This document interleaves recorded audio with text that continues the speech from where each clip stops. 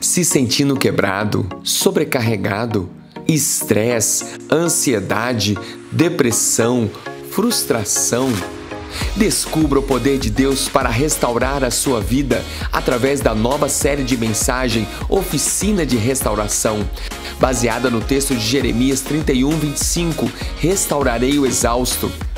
Abra o seu coração e tenha expectativa para juntos recebermos a quarta mensagem, Tempo de Restaurar a Paixão. Estamos na Oficina da Restauração e tem mais restauração para acontecer hoje. Deus tem coisas novas para trazer para as nossas vidas. A palavra de Deus diz, Jeremias 31:25, diz assim: restaurarei o exausto. Deus tem trazido restauração aos exaustos nesta série. E eu creio que o Senhor quer trazer restauração para o desanimado, para aqueles que ficaram entristecidos, para aqueles que foram frustrados, para aqueles que se esfriaram ao longo do caminho. Quando um carro velho é restaurado, não um carro velho, um carro clássico, porque esses carros que estão aqui, ele é de fazer inveja a muitos homens aqui. Não inveja porque aqui só tem homens de honra, mas tem gente que olha e fala assim: eu com um Opala desse, meu Deus do céu, não é? Então, é um carro que tem muito valor, que tem a sua forma ali muito bonita. Se ele estiver devidamente restaurado, ele realmente continua inspirando, ele continua também novo, se ele está ali com a sua lataria, se ele está bem restaurado. E Deus, na nossa vida é assim também. Com o tempo, tudo fica velho, não é verdade? Com o tempo as coisas se desgastam, com o tempo as coisas ficam velhas, e nós precisamos constantemente passar por um processo de restauração. Mas a boa notícia é que o Evangelho de Deus, além de ser bom, ele é novo. Por quê? Porque ele é boas novas. Então, todo dia tem algo novo do céu sobre a sua vida. Todo dia as misericórdias do Senhor se renovam. No céu não tem pão de ontem, no céu só tem pão de hoje. Jesus, quando ele fala, eu sou o pão vivo que desceu do céu, ele também está fazendo alusão ao maná que caía para o povo de Deus todos os dias, e o pão caía fresco todos os dias. Então Deus tem novidade para nós todos os dias. Então ninguém tem que viver de vida velha, vida sem restauração, vida estragada, vida amassada, vida cheia de pó, vida feia, vida enferrujada. Não tem nada disso para a sua vida. No céu só tem coisa nova e coisa boa, amém, gente? Então é tempo de restauração. Nós falamos sobre restaurar a fé, restaurar a esperança. Nós falamos sobre o tipo de restauração a cada semana. E hoje nós vamos falar sobre restaurar a paixão. Restaurar a paixão. Você pode pegar o seu esboço, e eu quero já ler com você 2 Timóteo, capítulo 1, versículo 6. Por essa razão, torno a lembrá-lo, de que mantenha viva a chama do dom de Deus que está em você, mediante a imposição das minhas mãos. Paulo falando a Timóteo.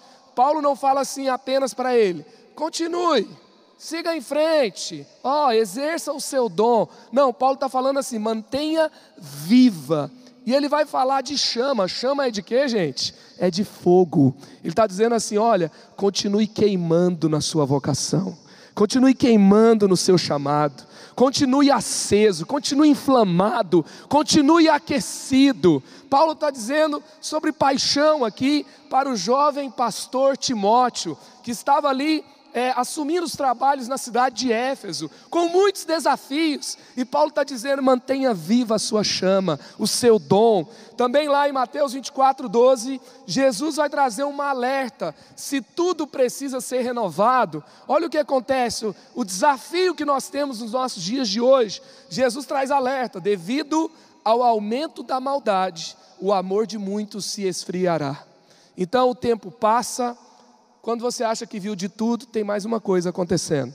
Nosso Brasil nunca viveu a paralisação que está vivendo agora, e é um desafio. Nós vemos as atrocidades. Esses dias eu li uma notícia que eu tive a bobeira de ler o noticiário antes de dormir. O que acontece, gente? Fica difícil de dormir depois, não fica? Eu li sobre uma modelo em Nova York, que pulou de um prédio, mas ela não pulou sozinha, ela pulou abraçada com seu filho de 7 anos de idade. A maldade aumenta todos os dias. E o texto está dizendo, a maldade vai aumentar. E as pessoas podem ficar com seu coração cauterizado, elas podem se tornar desistentes, elas podem se tornar verdadeiros zumbis andando no mundo, que continua se movendo, mas não tem mais um coração que funciona, não tem mais uma mente que percebe, não tem mais aquele discernimento de que algo novo precisa acontecer. Então, o Senhor nos traz uma alerta que nós precisamos constantemente renovar a nossa paixão. Então, hoje é dia de você renovar a sua paixão. Essa placa é a identidade, costuma ser a identidade de um carro. E nós estamos aqui ao longo dessa série, colocando o que vai nos identificar. Nós nunca seremos identificados sem paixão em nome de Jesus.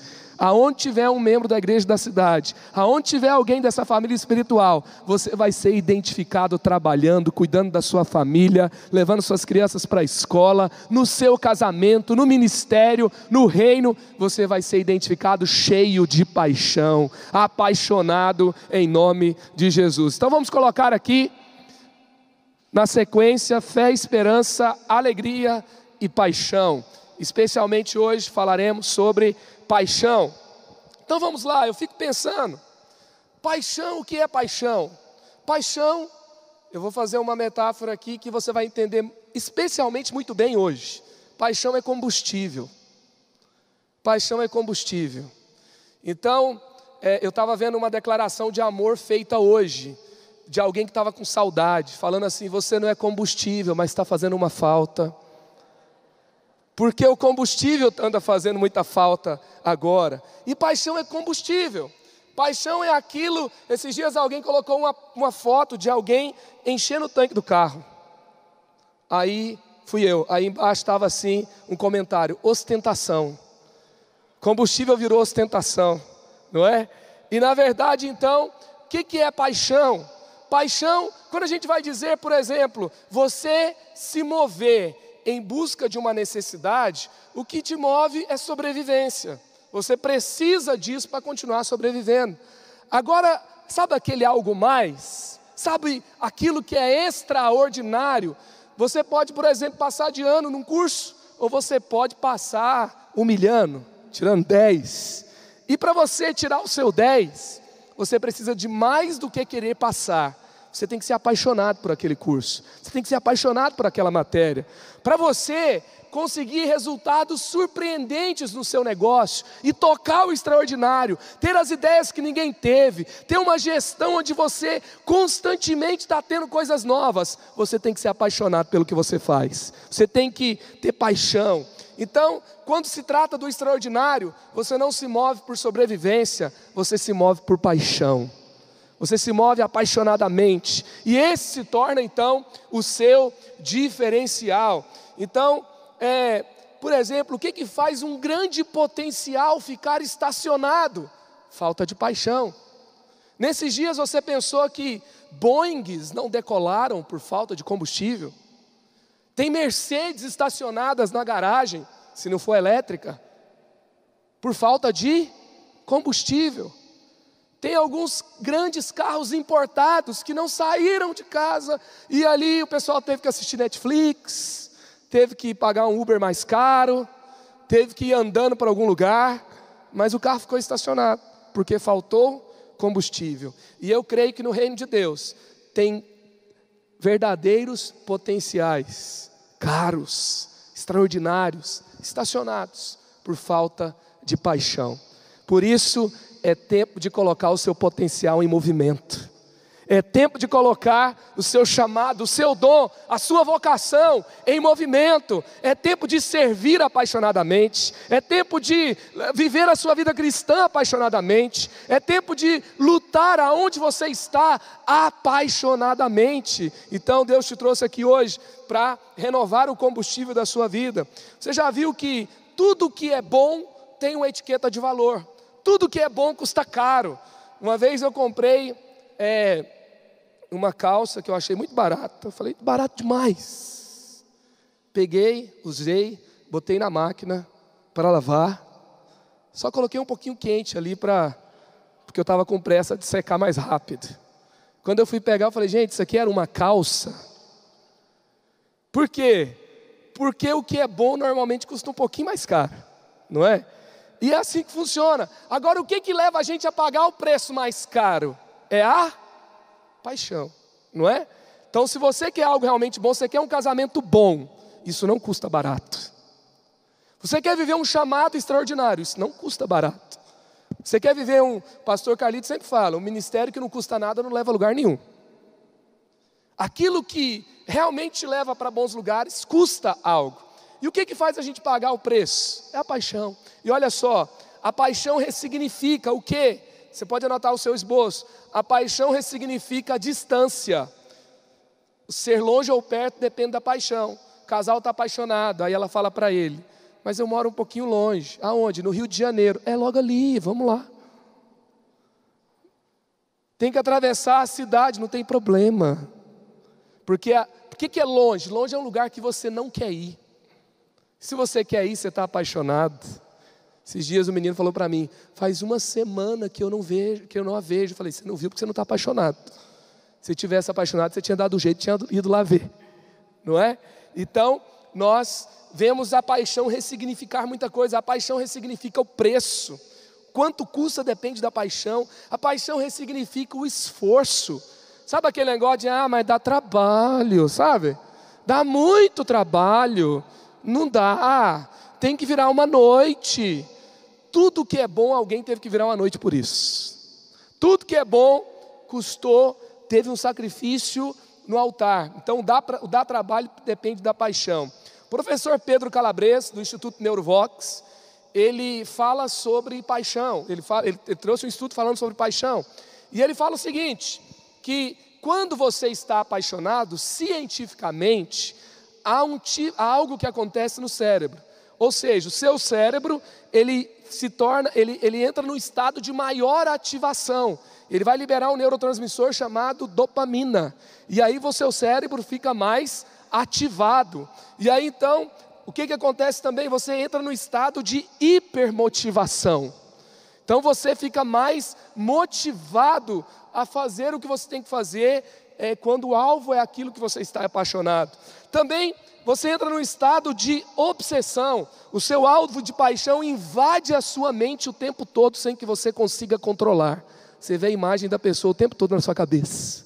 Toda hora entra a imagem na sua cabeça. Toda hora você pensa. Isso é um estado de paixão. E por último também acontece algo que está ligado à impulsividade. Porque a paixão vai inibir as estruturas pré-frontais do seu cérebro. Então, que é um estado, olha isso gente, é um estado parecido com o efeito do álcool. Então, aquela noção de risco diminui. E aí, você se arrisca, você se lança. Não é só a razão pensando, é a paixão inflamada. Há algo aqui que você está disposto a correr mais risco. Você se lança de uma forma diferente, com mais intensidade. É algo tão forte, tão arrebatador. E é verdade falar que se a paixão for por um alvo errado, é extremamente perigoso. Mas os filhos de Deus, eles lideram as suas paixões. Eles não se permitem estar apaixonados pelo aquilo que ele não pode estar apaixonado. Mas uma vez que ele entra no estado de paixão, e Deus, quem que fez a paixão ter esse efeito no nosso cérebro? O nosso Criador, você concorda? Então, Deus, ele decidiu colocar um pouco mais de emoção na nossa vida. Um pouco mais de cor. Porque você fala assim, é verdade, quando eu estou apaixonado, eu fico assim mesmo. Mas você gostaria de viver sem se apaixonar? Às vezes a gente sente saudade de tempos de paixão. Paixão por algo, paixão por alguém. E assim então, Deus nos fez para vivermos apaixonados. E apaixonados por aquilo que Ele quer que a gente se apaixone.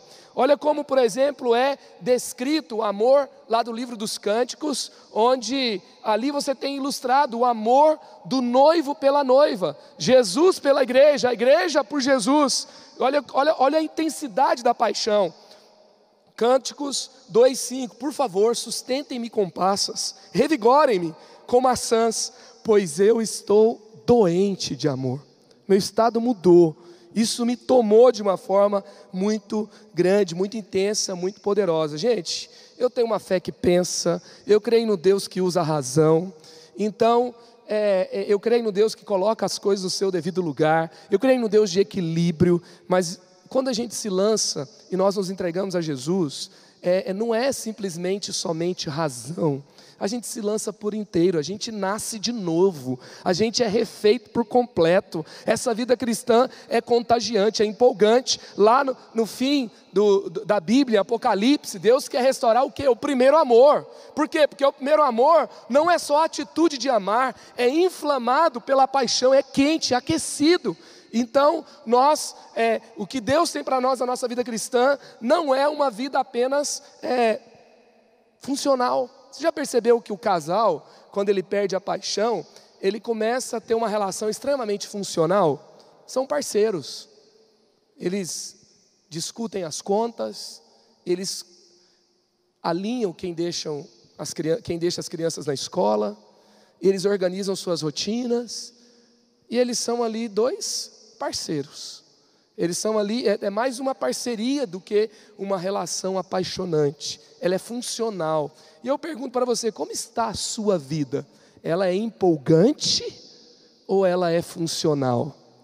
É daquele jeito que você paga as contas, resolve, está dando para viver. O pastor Carlito normalmente ele fala como é a pessoa que vive de uma forma funcional. Você pergunta para ela, como é que está? Ela fala, indo. Aí você pergunta, pode ser assim? Vamos fazer isso? Ela fala, pode ser. Aí você fala assim, vamos orar? Você quer viver desse jeito? Meu Deus do céu, quero mais, amém, gente? Então eu pergunto para você, como está a sua vida, empolgante ou funcional? Se está funcional, é melhor do que disfuncional. Mas tem mais para você. E você quer ficar com o quê? Eu quero mais, sempre. Então, nós podemos mais. E aí então, olha o tipo de amor que nós vemos aqui, em Cânticos 8, 6 e 7. Ponha-me com selo sobre o seu coração, um selo sobre o seu braço, pois o amor é tão forte quanto a morte, e o ciúme tão inflexível quanto a sepultura. Suas brasas são fogo ardente, são labaredas do Senhor. Nem muitas águas conseguem apagar o amor, os rios não conseguem levá-lo na correnteza. Se alguém oferecesse todas as riquezas da sua casa para adquirir o amor, seria totalmente desprezado. Tem um momento aqui que ele fala que o ciúme é inflexível. Em outra versão também vai dizer, e no radical da palavra, uma das traduções possíveis é paixão inflexível. Olha que lindo, paixão inflexível. Então, o que eu vejo nesse amor? O termo usado é amor, mas aqui no meio vai falar sobre chamas, vai falar sobre uma paixão inflexível. E vai falar aqui também, o Sheol não pode apagá-lo no original. Ou seja, o Sheol na palavra de Deus é trevas, é inferno. Então, o que eu entendo nesse texto é que no amor do noivo pela noiva, da noiva pelo noivo, na nossa vida cristã, o Sheol, as trevas vão tentar apagar o amor. Mas o nosso amor em Deus, ele vivendo corretamente, nada vai poder apagar a nossa paixão por Jesus. O que é o amor que Jesus está descrevendo aqui? O amor que Deus nos traz é a atitude do amor com as chamas da paixão. O amor é uma atitude, não é um sentimento. A paixão é mais como sentimento. Inclusive esse professor vai dizer que essa paixão tem um tempo de duração, ela tem que ser renovada para continuar. Então nós precisamos renovar o nosso coração constantemente para um estado, para vivermos apaixonadamente. E aí eu queria, aqui é Apocalipse 3,16, assim porque você é morno, não é frio nem quente, estou a ponto de vomitá-lo da minha boca. É Deus falando para a igreja de Laodiceia. E aí vai falar, olha, você acha que você está abastado, você acha que você tem tudo, mas você é pobre, cego e nu, e eu aconselho que você compre de mim ouro refinado pelo fogo. Ou seja, Jesus está convidando a igreja para uma atitude de para descer de uma atitude de orgulho e renovar a sua paixão nele. Esse é o convite de Jesus. Eu queria ilustrar aqui como funciona alguém apaixonado por Jesus, alguém apaixonado pelo reino. Por exemplo, um apaixonado por Jesus, apaixonado pelo reino, ele não fala assim: eu faço parte da igreja, eu creio.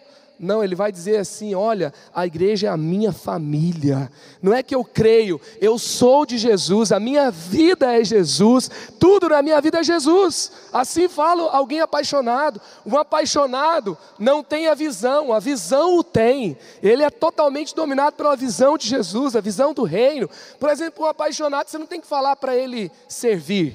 Está aqui o Marcos, que é líder do nosso propósito de ministério, e nós temos voluntários apaixonados nessa igreja, amém?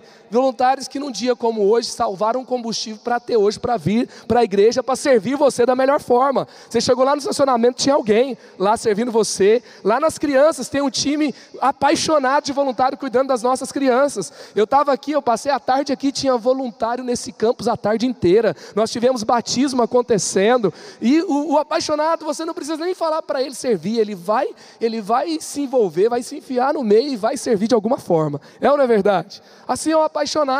O apaixonado, por exemplo, você não tem que falar para ele: ei, irmão, você tem que falar de Jesus nas suas redes sociais. Ele vai falar de Jesus nas suas redes sociais. Ele não consegue ter uma rede social só para ficar postando selfie. Ele não consegue. Para postar o seu look. Ele não consegue. Ele vai falar de Jesus. Por exemplo, eu vejo no perfil do nosso pai espiritual lá, você vê que ele pega a situação do Brasil, e ele sempre vai trazer uma perspectiva do reino, ele sempre vai falar do que está acontecendo à luz do evangelho. O que é isso? Isso é paixão. Eu estou vendo a minha nação, e eu sou tão inflamado por Jesus, que eu estou constantemente falando algo. Então, tudo que eu vejo, toda a realidade na minha volta, o apaixonado, ele vai sempre trazer a perspectiva do reino. Então, um apaixonado não consegue ver o caos e não trazer essa perspectiva do reino. Ele não consegue apenas frequentar a igreja, ele divulga, ele promove, ele não é mais um, ele está comprometido. Ele não apenas lamenta que há fome, ele não apenas cita que há miséria, ele está comprometido com a solução, porque o reino está comprometido com a solução. O apaixonado não apenas ora ao dormir, para comer, ele faz voto, ele vem virar uma noite de oração, ele ora de madrugada, ele chama a família para orar, ele tem um propósito de vida diferente, envolvido na intercessão, na oração e assim por diante. O apaixonado não apenas acredita nos dons, ele busca os dons, ele quer se aprofundar nos dons, é isso. E Deus quer renovar esse estado de fé cristã, apaixonado, amém? Amém? Você crê que Deus quer renovar sua paixão hoje? Então nós vamos agora para 7 atitudes, onde Paulo vai aconselhar Timóteo para ter uma vida apaixonada.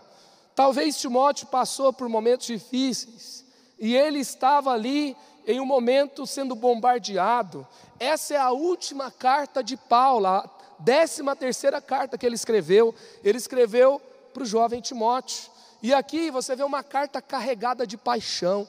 Timóteo está sendo bombardeado, alguns estão deixando a fé, a igreja está sendo perseguida, e Paulo está sendo aqui um instrumento de Deus para que em tempos de crise, Timóteo continue apaixonado. Então vamos lá, primeira atitude: mantenha forte os seus fundamentos. Mantenha forte os seus fundamentos. E você pode corrigir aí, a referência é 2 Timóteo 1, versículo 5.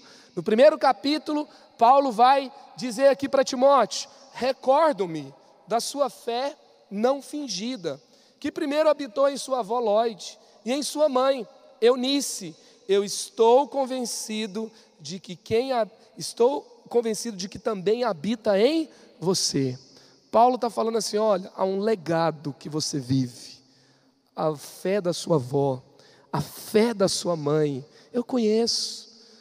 Paulo encontra com Timóteo na sua segunda viagem missionária. Primeira viagem missionária, provavelmente Timóteo estava com 13 anos.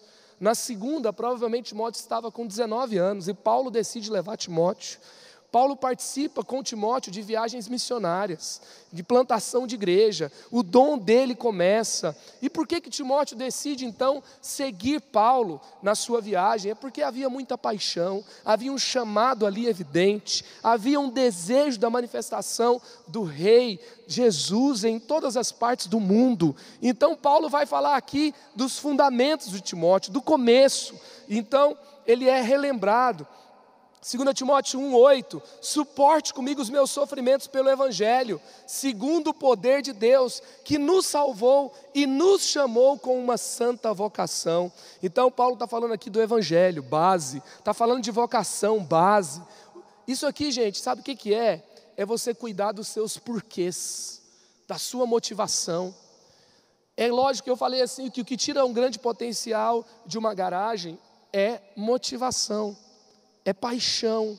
Agora, o que renova a nossa paixão é a gente lembrar por que aquele fundamento, por que o Evangelho, por que a vocação me tirou do meu estacionamento um dia, o que fez, o que acendeu uma chama. E aí você vai relembrar e você vai falar, eu não vou desistir, eu vou seguir adiante. E sabe o que isso faz com você? Faz com que a sua paixão seja renovada. Muitas pessoas perdem a paixão porque perdem os seus porquês, perdem os seus motivos. Você esquece o que despertou você, esquece as suas experiências com Deus, esquece a base ali do Evangelho. E você um dia estava tão motivado, tão apaixonado. Se você quer viver de forma apaixonada, você precisa manter forte os seus fundamentos. Às vezes a perda da paixão é a perda do significado. Descobrir o seu propósito, restaurar as suas bases, vai te levar a um novo nível de paixão. E se tem uma igreja que fala de significado, de propósito, de vida, de por que a gente está aqui, é essa igreja aqui. É ou não é? A gente fala o tempo todo, eu estou aqui para amar os meus irmãos, eu estou aqui porque eu sou salvo, mas eu continuo nessa terra por quê? Para levar mais um para o céu. Eu estou aqui para ser igreja de Jesus. Eu amo tanto meu irmão que eu sirvo. Então, se vem um desgaste no meu servir ministerial, eu lembro que eu amo a Deus e eu amo pessoas. E se eu amo a Deus e eu amo pessoas, eu vou continuar servindo. Eu amo crescimento em Jesus, eu quero ser parecido com Ele. Então eu vou continuar lendo a palavra, eu vou continuar na intercessão, eu vou continuar lutando pela fé evangélica, como Paulo fala. Eu vou avante, amém? Então renovar o seu porquê, renovar o seu fundamento. Então quando vem obstáculo, se você tem o seu porquê bem ajustado, sabe o que acontece? Você cresce, você aumenta o seu nível de paixão. William Shakespeare disse, a paixão aumenta em função dos obstáculos que se lhe opõem.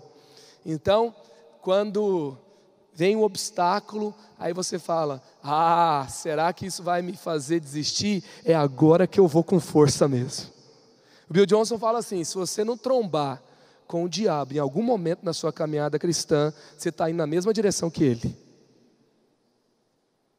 E se você está amando a família, amando Jesus, amando a igreja, amando a Bíblia, intercedendo, servindo, se você está do lado certo, você vai trombar com ele em algum momento. E quando você trombar, você fala assim, agora que eu vou com força. Eu estou na direção certa, nada vai tirar o meu foco. O que aconteceu com o povo de Deus quando estava preso no Egito? Deus aparece, envia Moisés para libertar o povo. Moisés fala com o faraó. E o que acontece? O faraó aumenta as cargas do povo.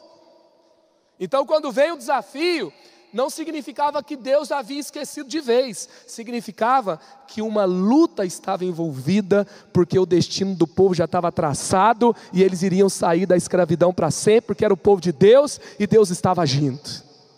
Então se há mais lutas na sua vida, Deus está te convidando para ser mais apaixonado ainda. Mais apaixonado, em nome de Jesus. Jesus, quando ele olhou para a cruz, ele não foi para a cruz só por razão.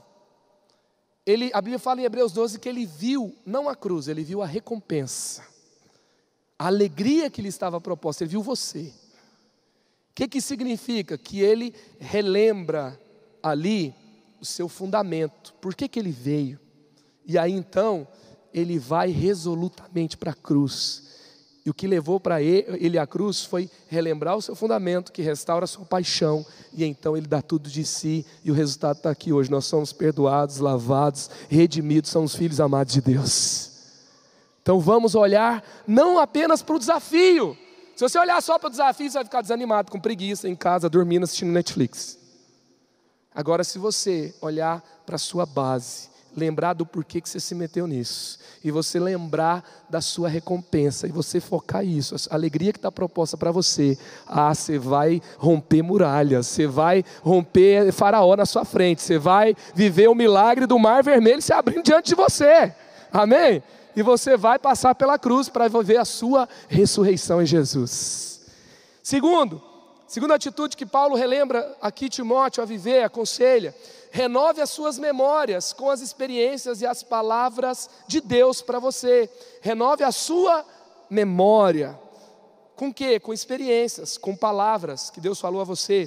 2 Timóteo 1,6: por essa razão, torno a lembrá-lo, de que mantenha viva a chama do dom de Deus que está em você, mediante a imposição das minhas mãos.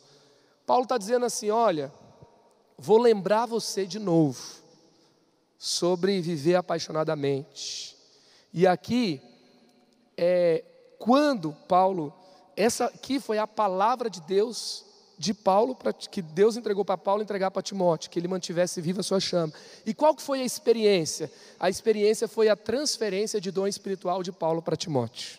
Tanto é que Timóteo assume um trabalho que Paulo estava lá fazendo, que era a igreja de Éfeso. E a Bíblia fala que esse dom foi transferido por imposição de mãos, uma experiência com Deus, uma experiência com o Espírito Santo. Você já teve uma experiência com Deus? Uma experiência com o Espírito Santo? Por exemplo, o novo nascimento é uma experiência com Deus. Você identificar o seu chamado é uma experiência com Deus. Deus trazer algo ao seu coração, uma cura, é uma experiência com Deus. E a palavra de Deus fala que a gente tem que lembrar disso, lembrar da experiência, lembrar da palavra. Deus falou com você, anote.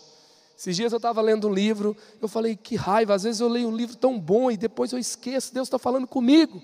Aí eu peguei, eu que não tenho um pensamento tão estruturado assim, eu gosto mais de inovação, de criatividade, e às vezes eu até faço reunião com irmãos que são mais estruturados, eu dou uma viajada, eu falo, não, deixa eu me ajudar aqui e manter mais na linha mais estruturada. Aí eu peguei e tive um direcionamento muito claro de Deus para mim naquela hora: não quero que você esqueça disso. Eu peguei, abri as notas do meu celular e comecei a fazer um esboço de todo o livro que eu estava lendo, porque Deus estava falando coisas profundas comigo. E Deus traz experiências para nós também. Eu me lembro que o ano passado, no começo do ano, eu tive um diagnóstico e eu estava com o lado do coração direito mais aumentado, eu estava com pressão alta, não estava com esse índice por obesidade, por colesterol alto, mas eu descobri que era por um coração direito aumentado. E no dia que eu recebi o diagnóstico, eu tinha que passar por uma cirurgia de peito aberto, eu vim orar na nossa Casa Betel de oração. Quando eu entrei na Casa Betel de oração, tinha lá dentro a irmã Kátia, que nós tínhamos orado por ela no acampamento há alguns dias atrás, e ela havia sido curada de sopro do coração. Eu olhei para ela e Deus me disse algo. Depois eu vou falar com o nosso pai espiritual, ele falou assim: olha, não vai ter abertura de peito aí não, só vai abrir para entrar unção. E eu continuei, eu estava com a viagem agendada para Bethel, uma igreja nos Estados Unidos, e eu fui lá, e lá eles têm uma sala de cura. Eu entrei naquela sala de cura, e uma irmã veio orar por mim. Ela nunca me viu, ela não me conhece, e ela começou a orar por mim sobre uma profecia de um novo coração. E ela fala que a sua mãe, quando se converteu, ela tinha um problema de coração aos 60 anos de idade, e quando ela se converteu, Deus trouxe um milagre na vida dela, Deus a curou. Ela morreu por volta dos seus 90 e poucos anos de idade de outra coisa, mas ela não morreu do coração. Eu voltei, eu comecei um dia a andar na esteira na academia do meu prédio, eu estava ouvindo uma pregação, eu escolhi uma pregação de uma igreja, era um outro pregador que estava lá, uma igreja americana, e enquanto eu estava ouvindo, aquele pastor estava pregando: Deus está te dando um novo coração. Deus estava falando, Deus tem experiências fortes com a gente. Desfecho da história: o caso teve uma reversão, Deus trouxe uma solução. E ali então, o médico que foi fazer minha cirurgia, ele falou assim: olha, 50% dos casos hoje eu consigo fazer por um modo minimamente invasivo. Resultado da história, em outubro, eu entrei quando o pastor Randy Clark estava na nossa igreja. Eu estava fazendo esse procedimento em São Paulo. Eu entrei numa tarde, eu entrei de manhã no hospital, e no outro dia eu estava saindo de um procedimento no coração, tranquilo, como alguém que tinha entrado para fazer um exame no hospital. Amém? Aleluia! Nós temos que lembrar dessas experiências com Deus. E aí quando Deus fala algo comigo, sabe o que eu lembro? Você lembra que eu te falei sobre o novo coração? Eu estou com você. Eu tenho que lembrar das experiências com Deus. O meu pai espiritual falou algo para mim, e Deus foi trazendo essa palavra para que ela se tornasse, para que ela se cumprisse. E nós temos que lembrar dessas experiências com Deus constantemente. Isso para mim significou não apenas o novo coração físico, mas eu carrego para mim que o meu coração espiritual mudou também. Eu não creio mais do mesmo jeito. Eu não olho mais para uma circunstância do mesmo jeito. Eu não tenho mais algumas características que eu tinha que não agrada a Deus. E quando alguma coisa tenta voltar, eu lembro, eu falo, eu tenho um novo coração. E esse novo coração é totalmente apaixonado por Jesus. Tem que ser assim. Se for necessário, Deus vai trocar seu coração espiritual. Deus vai te dar um novo coração. Deus vai renovar a sua vida. Deus vai renovar a sua paixão. E sabe, nós temos que viver não apenas, nós não podemos viver de remendo. A gente tem que viver de renovo. Viva de renovo e não de remendo. Viva de reconstrução em Deus. Viva de vida nova em Deus. Não de remendo. Você não é câmara de ar velha para ficar sendo remendado o tempo todo.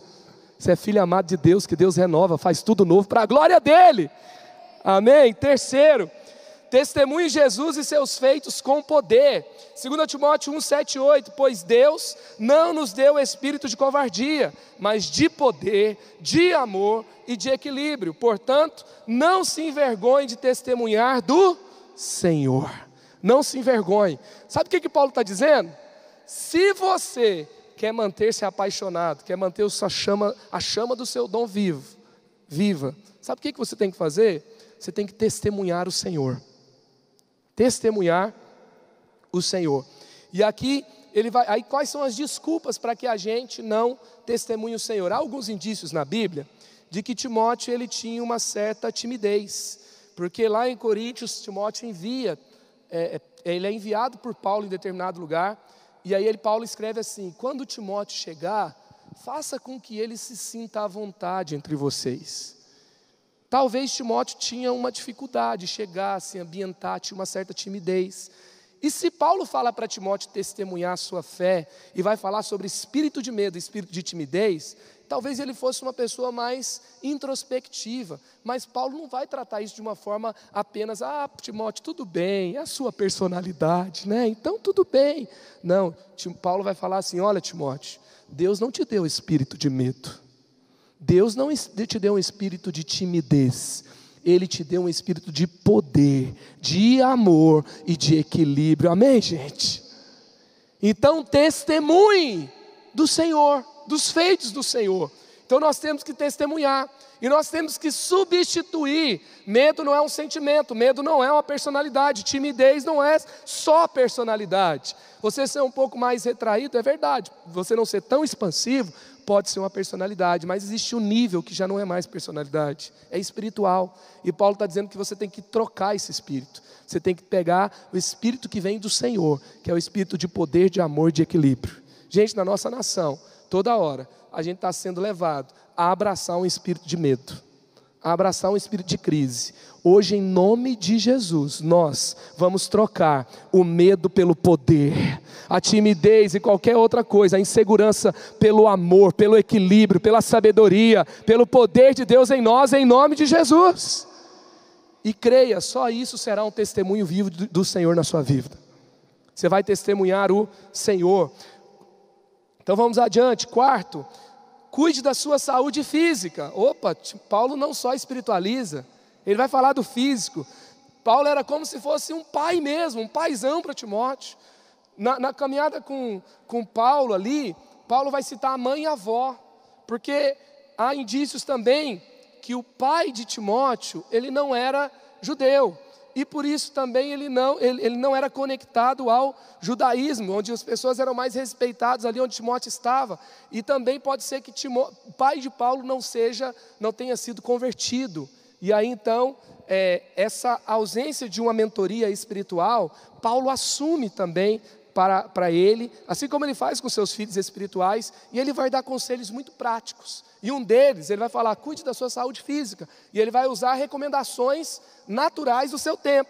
1 Timóteo 5,23, não continue a beber somente água, tome também um pouco de vinho, por causa do seu estômago e das suas frequentes enfermidades. Ou seja, a paixão vaza também, se a gente está constantemente ali lidando com uma enxaqueca, se a gente está constantemente lidando com dores no corpo, se a gente está constantemente lidando com uma pressão alta, com uma indisposição física. Então, Paulo está dizendo, olha, cuida da sua saúde, Timóteo. Então, nós tivemos plano Daniel aqui, amém, igreja?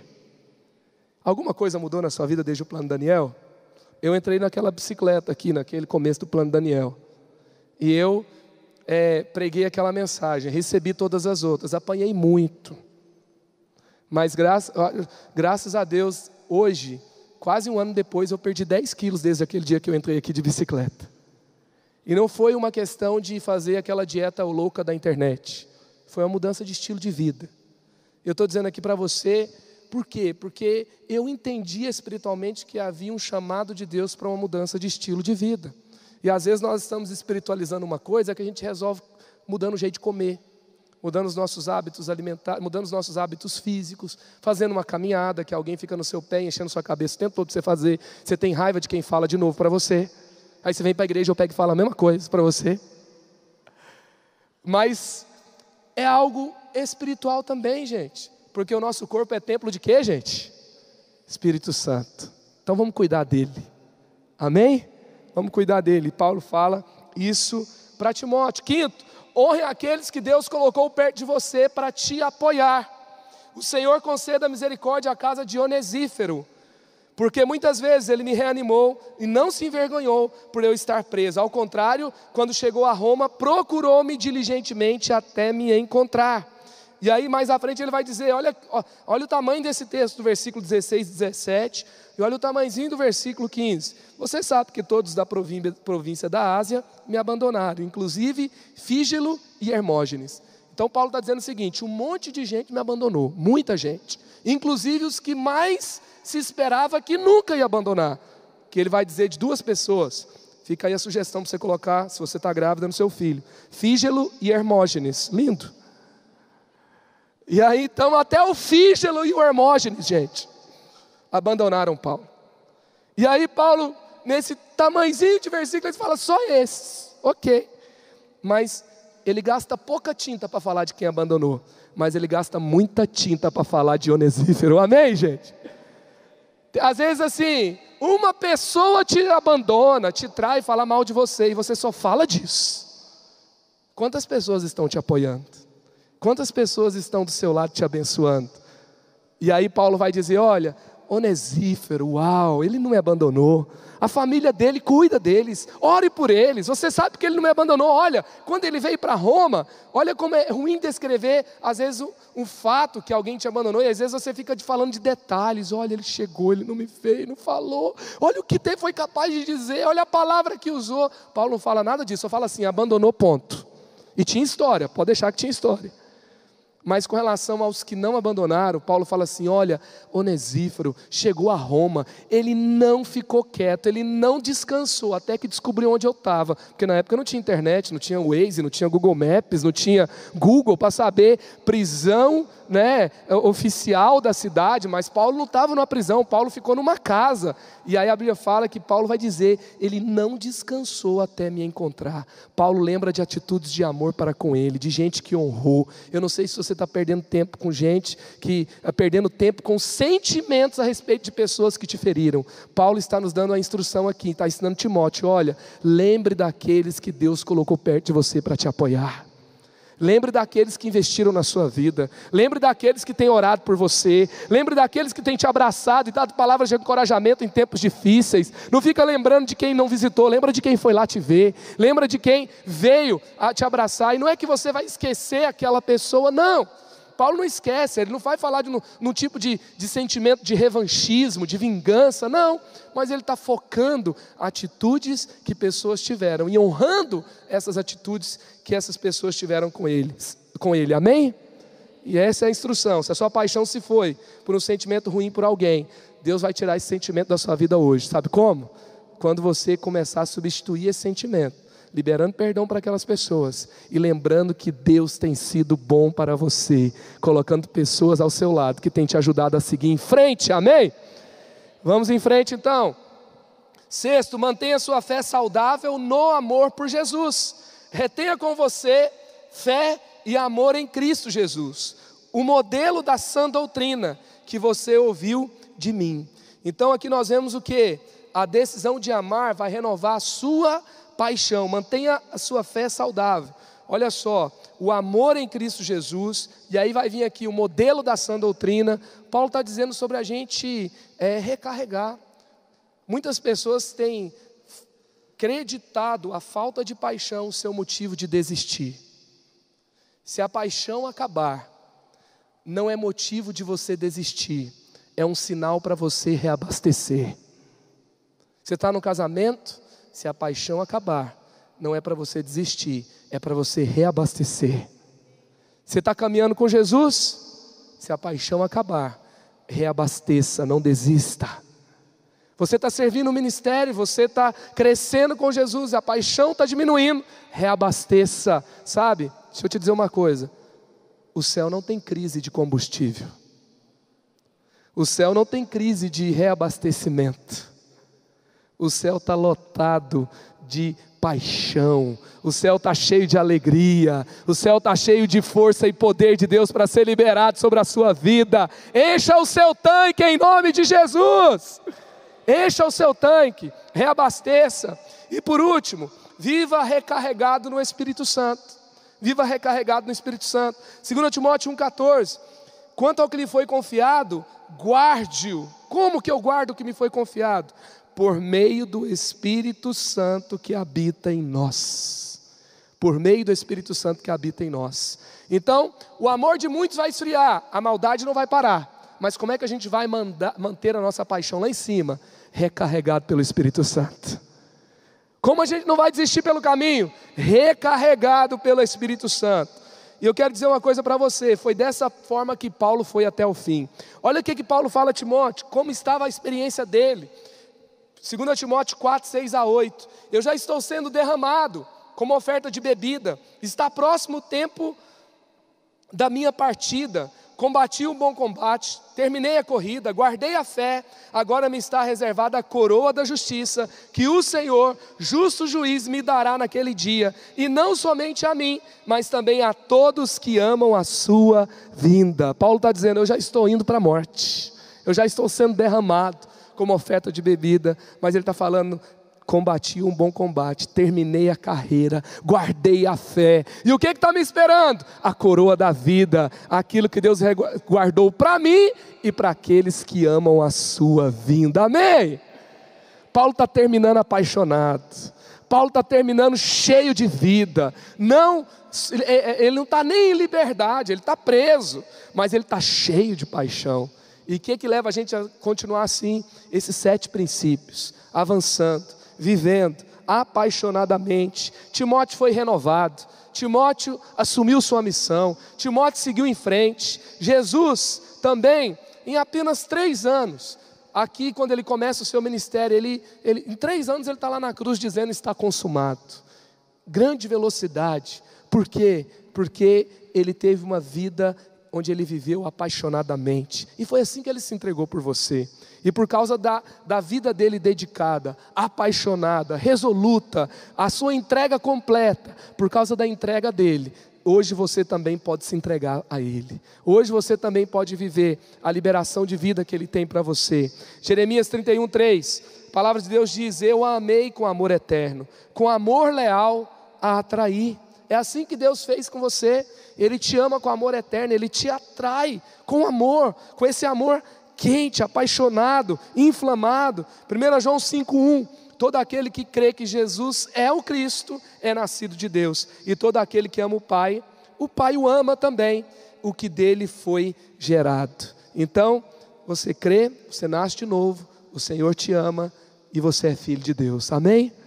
Essa é a nossa atitude hoje, nos entregar a Ele. Você vai sair daqui hoje recarregado no seu tanque de paixão em nome de Jesus.